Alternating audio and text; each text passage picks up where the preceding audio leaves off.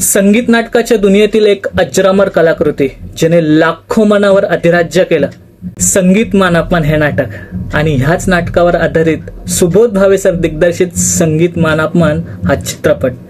नमस्कार, मी साहिल निकम तुम्हा सर्वांचं मनापासून स्वागत करतो. तर फायनली खूप बिझी असताना सुद्धा संगीत मान अपमान हा चित्रपट मी पाहिला, कारण मला चित्रपट पाहायचाच होता, लेट का होईना. तर लेट रिव्ह्यू करतोय त्यासाठी खूप खूप सॉरी, मनापासून सॉरी यार, खूप लेट रिव्ह्यू करतोय, पण रिव्ह्यू तर द्यायलाच पाहिजे चित्रपट पाहिला. तर चला तर मग लगेच चित्रपटाच्या रिव्ह्यूला सुरुवात करूयात. तर सुरुवातीलाच पहिला आपल्या नेहमीप्रमाणे येऊया चित्रपटाच्या कहाणीकडे. चित्रपटाची जी कहाणी आहे ती थोडक्यात सांगतो, स्पॉइलर न देता. जी कहाणी आहे ती 3 कॅरेक्टर्स आहे. संग्रामपूर नावाचं गाव आहे, 3 मेन कॅरेक्टर्स आहेत.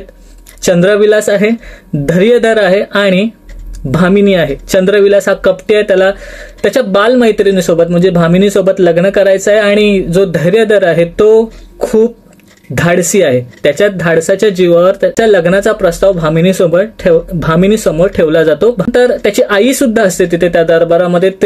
तो जो प्रस्ताव आहे ती भामिनी धुडकावून लावते. तो जो त्याचा अपमान झाला त्याचा अपमानाचा बदला घेतो का, त्याच्यानंतर चंद्रविलास भामिनी सोबत लग्न करतो का, मग आत्ताच्या लव्ह स्टोरी प्रमाणे तो लव्ह ट्रायंगल क्रिएट होतो. तर हे सगळं कहाणी आहे ह्या चित्रपटाची. आपण तुर्तास चित्रपटातील कलाकार आणि त्यांच्या अभिनयाकडे. चित्रपटात जे कलाकार आहेत ती भरपूर एक फौजच आहे चित्रपटामध्ये कलाकारांची. जे प्रमुख भूमिकेबद्दल आपण पहिला तर बोलूया, जे सुबोध भावे सरांचा जो अभिनय मला खूप आवडला.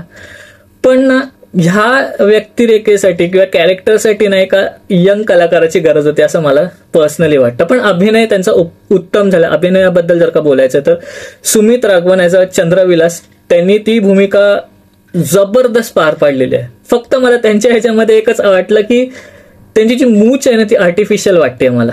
तर तेवढंच एक फक्त आहे त्यांच्यामध्ये. भामिनीची जी भूमिका केली वैदेही परशुराम यांनी, तर तिने दोन्ही म्हणजे एक भामिनीची आणि वनमाला दोघांची कॅरेक्टर जे शेड्स आहेत ते एक्झॅक्टली रेखाटले आहेत असं म्हणायला हरकत नाही. आणि सुंदर म्हणजे जितक्या त्या सुंदर दिसत आहेत तितक्याच त्यांनी सुंदर अभिनय केलेला आहे. आता यात आईचा ज्यांनी रोल केला नीना कुलकर्णी, त्यांचाही अभिनय जबरदस्त आहे, म्हणजे छान आहे, उत्तम अभिनय आहे. त्याच्यानंतर उपेंद्र लिमे आहेत, त्यांचाही अभिनय चांगला झाला आहे.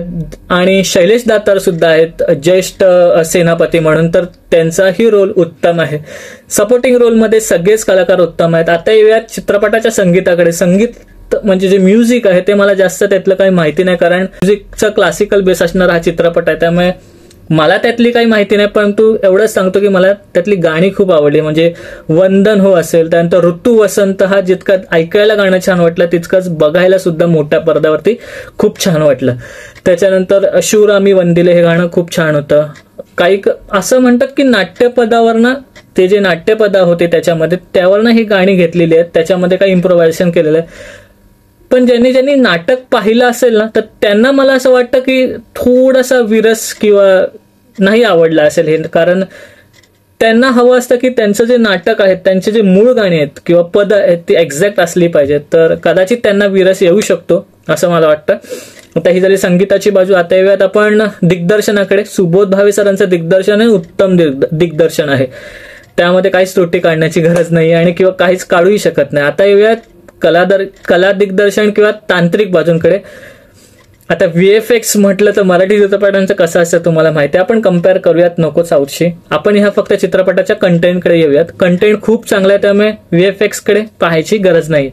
VFX थोडेफार कमी आहेत, कमी जास्त आहेत, कुठे कुठे चांगले कुठे कुठे वाईट असं आहे. आणि वेशभूषा म्हणायला गेलं तर सगळ्यांची वेशभूषा चांगली आहे, फक्त सुमित राघवन सरांची ती मूछ मला नाही आवडली, आर्टिफिशियल वाटते खूप. आणि जे सेट्स आहेत, जे ओरिजिनल लोकेशन आहेत ते सुपर्ब आहेत. जे सेट्स, जे दरबार दाखवलेला सुपर्ब, वरच म्हणजे टॉप लेवलचा दरबार दाखवलेला आहे, ते मला खूप आवडलं. हे झाली कला दिग्दर्शनाची बाजू. आता येऊयात ओव्हरऑल चित्रपट कसा आहे. ओव्हरऑल चित्रपट जर का म्हणायला गेलं तर फर्स्ट हाफ आहे ना खूप संत गतीने पुढे सरकत जातो चित्रपट, कारण कॅरेक्टर डेव्हलपमेंट आहे. सेकंड हाफ पाहिला तर थोडा पेस आहे पण मध्ये मध्ये ड्रॅग झालाय, कुठे कुठे असं वाटतं का आता मोबाईल काढावा आणि बघावं वगैरे, असं थोडंसं सेकंड हाफ मध्ये वाटायला लागतं. 15-20 मिनिटं कुठेतरी पॅच येतो.